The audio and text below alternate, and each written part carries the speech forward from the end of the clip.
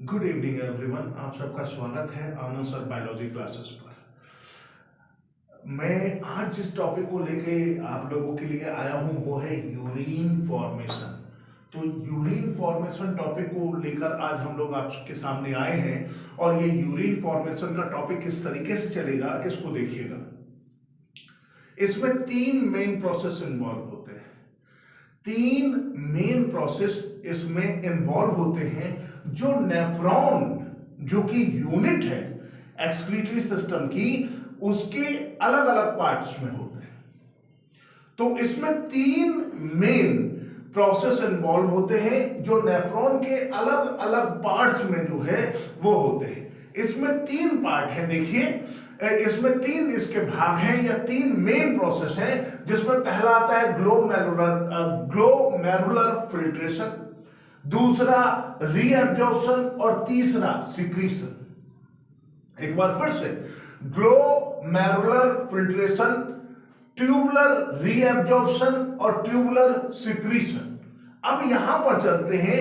Glomerular filtration ये urine formation का पहला स्टेप है जो ग्लोमेरुलस के द्वारा होता है, इसलिए इसे ग्लोमेरुलस फिल्ट्रेशन कहते हैं। क्योंकि ये ग्लोमेरुलस के द्वारा होता है तो इसे ग्लोमेरुलस फिल्ट्रेशन कहते हैं।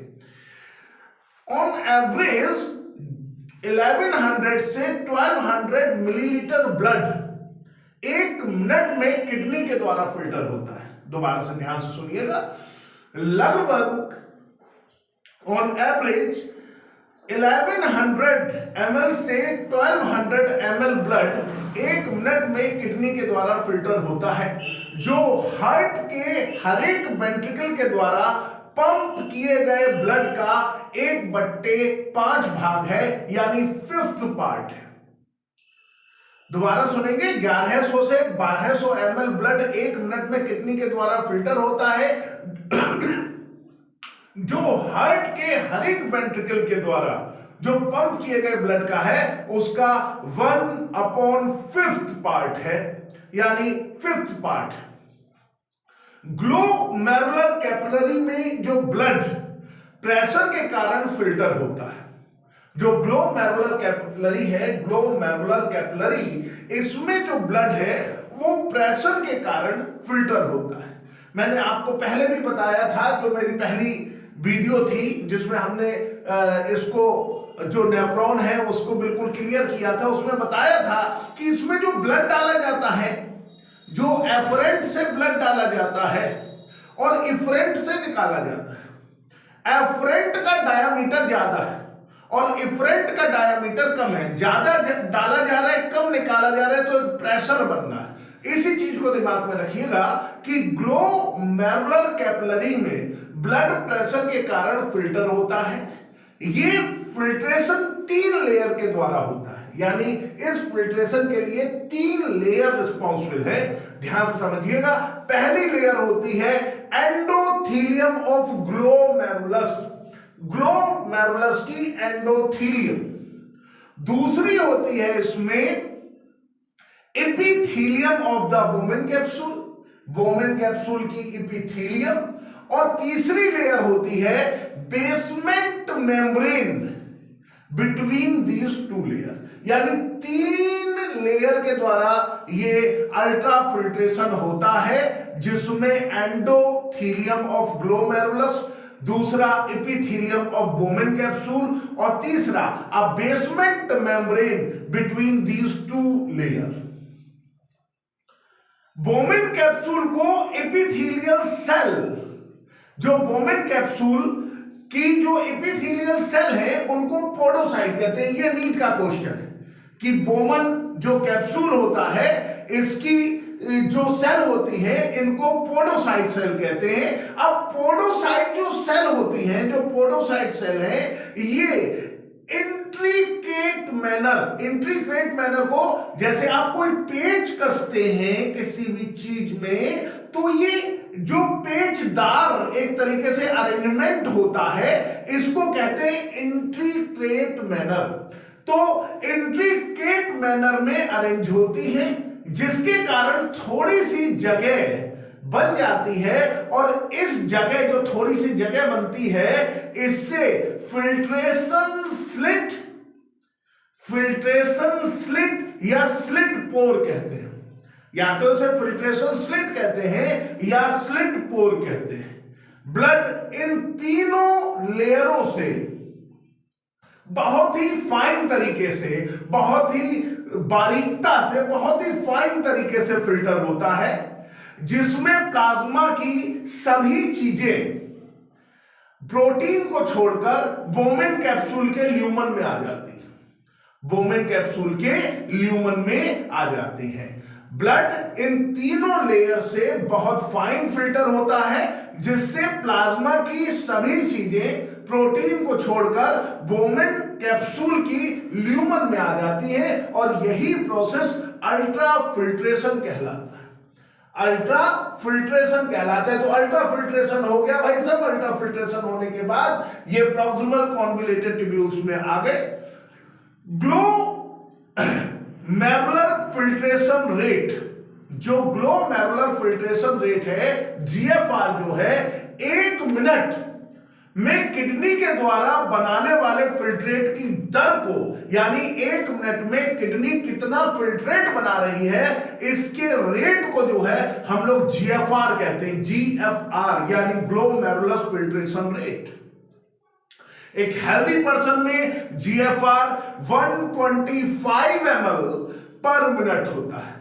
125 ml पर मिनट होता है, यानी 180 लीटर हर दिन, 180 लीटर हर दिन ये प्रोड्यूस होता है। अब यहां पे सोचिए कि रीअब्जॉर्प्शन की पावर कितनी जबरदस्त है कि 180 लीटर आपका फिल्ट्रेट बन रहा है और सिर्फ 1.5 से 2 लीटर यूरिन आपका पास आउट हो रहा है, यानी करीबन 99% फिल्ट्रेट को रीअब्सॉर्ब कर लिया जाता है।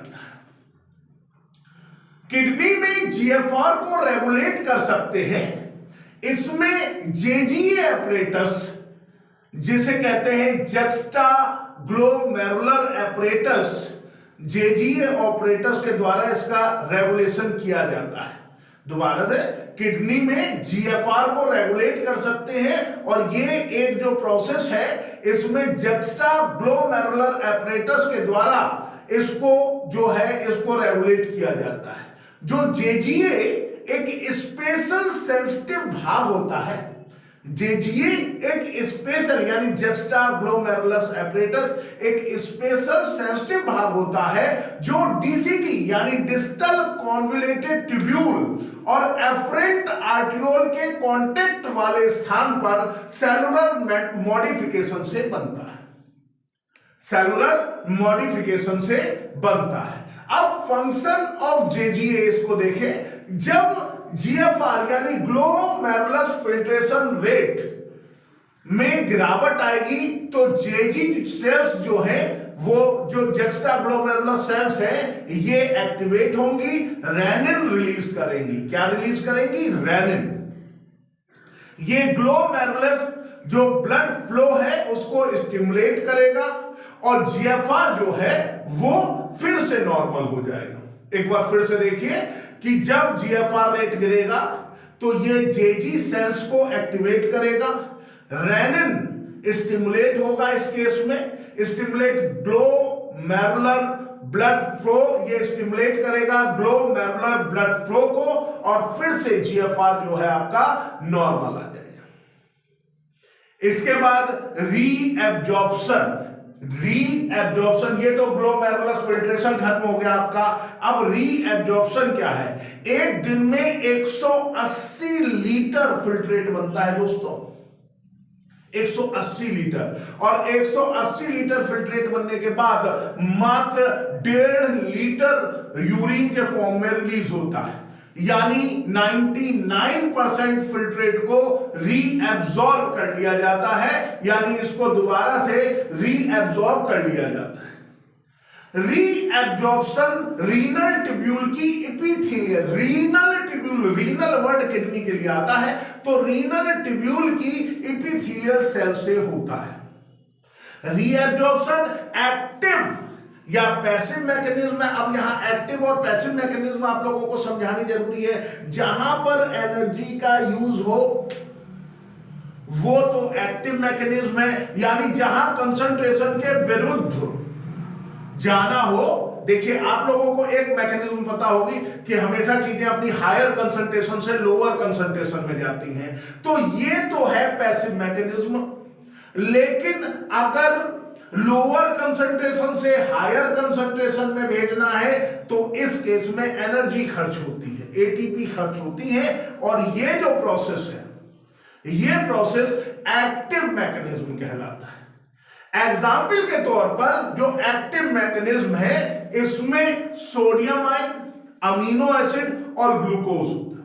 अब पैसिव मैकेनिज्म यानी एक्टिव मैकेनिज्म का जो केस है वो सोडियम आयन, अमीनो एसिड और ग्लूकोज का केस हो गया। जो पैसिव मैकेनिज्म है इसमें नाइट्रोजनस बेस्ड जो है वो पैसिव मैकेनिज्म के जरिए जो है एक तरीके से होता है। यानी जो पैसिव मैकेनिज्म है इसमें जो रीअब्जॉर्प्शन हो रहा है एक्टिव मैकेनिज्म के द्वारा सोडियम, अमीनो एसिड और ग्लूकोज का होगा, जबकि पैसिव मैकेनिज्म के द्वारा होगा नाइट्रोजनस बेस्ड का। अब सिक्रीशन, देखिए बड़ी जाहिर सी बात है कि इसमें जितनी भी काम की चीज थी उसको रीअब्सॉर्ब कर लिया गया। अब जितनी चीजें जो है वो बेकार की हैं वो भी तो डालनी है दोबारा, तो अब सिक्रीशन होगा। ट्यूबुलर सेल कुछ मटेरियल जैसे हाइड्रोजन आयन, पोटेशियम आयन और अमोनिया को फिल्ट्रेट में सिक्रीट कर देती हैं या फिल्ट्रेट में इनका सिक्रीशन करती है, और ये सिक्रेशन बॉडी फ्लूइड में आयनिक और एसिड बेस बैलेंस को मेंटेन रखता है। ये सिक्रीशन बॉडी फ्लूइड में आयनिक और एसिड बेस बैलेंस को मेंटेन रखता है। तो दोस्तों ये पूरा प्रोसेस यूरिन फॉर्मेशन का था। यहां पर हम अगर इस डायग्राम को आपको बहुत ढंग से समझाएं तो ये आप सबको पता है कि ये जो है आपका ग्लोमेरुलस है, ये आपका जो है पीसीटी यानी प्रॉक्सिमल कन्वोल्यूटेड ट्यूब्यूल है, ये लूप ऑफ हेनले है, ये डिस्टल कन्वोल्यूटेड ट्यूब्यूल है और ये कलेक्टिंग डक्ट है। अब हमें इस हिसाब से देखते हैं। अब ग्लोमेरुलर फिल्ट्रेशन जो यहां पर लिखा है ग्लोमेरुलर फिल्ट्रेशन, ये जाहिर सी बात है ग्लोमेरुलस में हो गया, तो ये वाला रीजन इससे कवर कर दीजिए। ये ग्लोमेरुलर कैप्सूल है यानी बोमेन कैप्सूल है, ये ग्लोमेरुलस है, ये जो गुच्छा बना हुआ है ये ग्लोमेरुलस है। इसमें आने वाले को एफरेंट और जाने वाले को इफरेंट कहते हैं। ये गुच्छा बना लेता है, गुच्छा बनाने के बाद फिल्ट्रेशन होता है। इसके बाद ये जो प्रॉक्सिमल कन्वोल्यूटेड ट्यूब्यूल है यहां से ट्यूबुलर रीअब्जॉर्प्शन स्टार्ट हो गया। ये जो चीज है ये ट्यूबुलर रीअब्जॉर्प्शन जो है यहां से शुरू हो जाता है। इसमें लूप ऑफ हेनले भी आ जाता है। अब ट्यूबुलर सिक्रीशन की बात करें तो डीसीटी का काम ट्यूबुलर सिक्रीशन में आता है। ट्यूबुलर सिक्रीशन डीसीटी के केस में होता है, तो डीसीटी के केस में हम डिस्टल कन्वोल्यूटेड ट्यूब्यूल के केस में हम लोग इसको देखते हैं, इसमें ट्यूबुलर सिक्रीशन आएगा। और ये कलेक्टिंग डक्ट है, ये रीनल पेल्विस है और ये एक्सक्रीशन का पूरा प्रोसेस हम लोग इसके थ्रू बताते हैं। मतलब यही जो कलेक्टिंग रीनल पेल्विस के बाद फिर ये डिफरेंट ऑर्गन में पहुंचकर इसको बॉडी से बाहर निकाल दिया जाएगा। आज का वीडियो आप लोगों को कैसा लगा इसको प्लीज जरूर बताइएगा।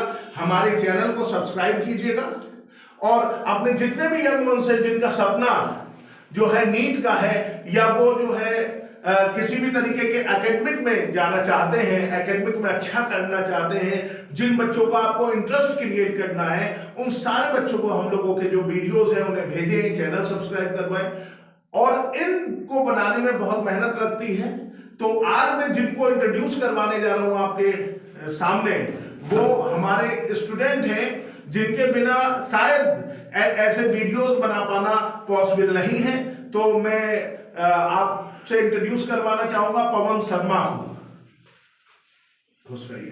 ये पवन शर्मा जी हैं और इनका बड़ा सहयोग रहता है हमारे वीडियोस में, तो आपका बहुत बहुत धन्यवाद पवन।